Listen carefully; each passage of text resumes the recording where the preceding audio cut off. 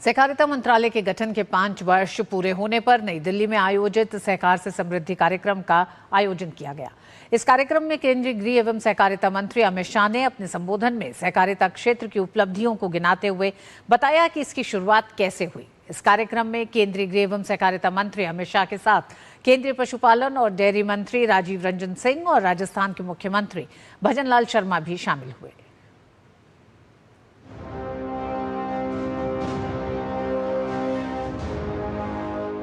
दिल्ली में आज सहकार से समृद्धि अभियान के माध्यम से देश में सहकारिता क्षेत्र में चल रहे विकास कार्यों को जनता के सामने रखा गया। पिछले 5 सालों में सहकारिता क्षेत्र में तेजी से विकास कार्य हुए हैं। सहकारिता को आधुनिक, पारदर्शी और तकनीक आधारित बनाने पर विशेष जोर दिया गया है। इंफ्रास्ट्रक्चर विकास के तहत भंडारण क्षमता बढ़ाने पर भी जोर दिया गया है। 135 गोदामों में से लगभग 75,000 मीट्रिक टन भंडारण क्षमता जोड़ी गई है, जबकि 6 राज्यों में 47 नए गोदामों की नींव रखी गई है। इसके अलावा महाराष्ट्र के जलगांव में बनाना टिश्यू कल्चर लैब का शिलान्यास भी किया गया, जिसे कृषि और बागवानी क्षेत्र के लिए एक महत्वपूर्ण कदम माना जा रहा है। गृह मंत्री अमित शाह ने कहा कि आजादी के 75 वर्षों में सहकारिता क्षेत्र की उपेक्षा हुई, लेकिन प्रधानमंत्री मोदी ने अलग मंत्रालय बनाकर इस क्षेत्र को नई दिशा, नई ऊर्जा और विकास की नई गति प्रदान की है। सहकारिता से जुड़े हुए देश के 30 करोड़ लोग और 8,50,000 से ज्यादा कोऑपरेटिव्स, जिसकी 75 साल से राह देख रही थी, आज से ठीक 5 साल पहले नरेंद्र मोदी जी ने स्वतंत्र सहकारिता मंत्रालय भारत सरकार में प्रस्तापित करने का निर्णय आज के ही दिन किया था। सहकार से समृद्धि कार्यक्रम में नेशनल कोऑपरेटिव डाटाबेस पोर्टल 3.0 का भी शुभारंभ किया गया, जिसका उद्देश्य सहकारी संस्थाओं को एकीकृत डिजिटल प्लेटफॉर्म पर लाना है।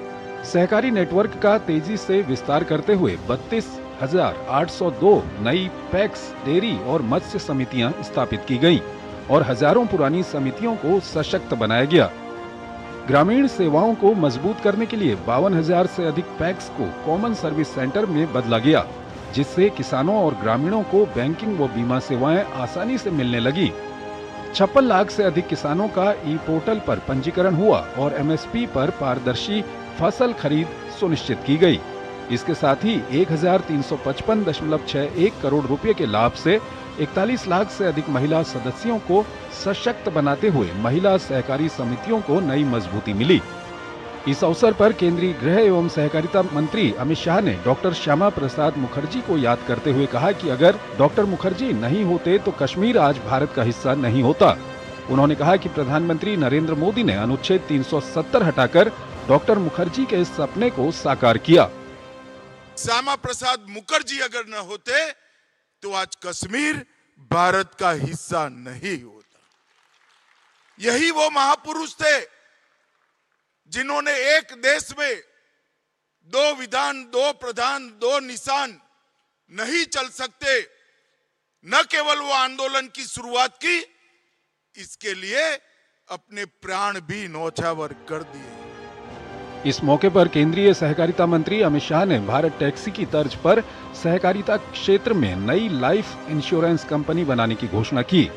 सहकारी समितियों को आर्थिक रूप से मजबूत बनाकर किसानों को बेहतर बाजार, भंडारण और प्रसंस्करण सुविधाएं दी जा रही हैं।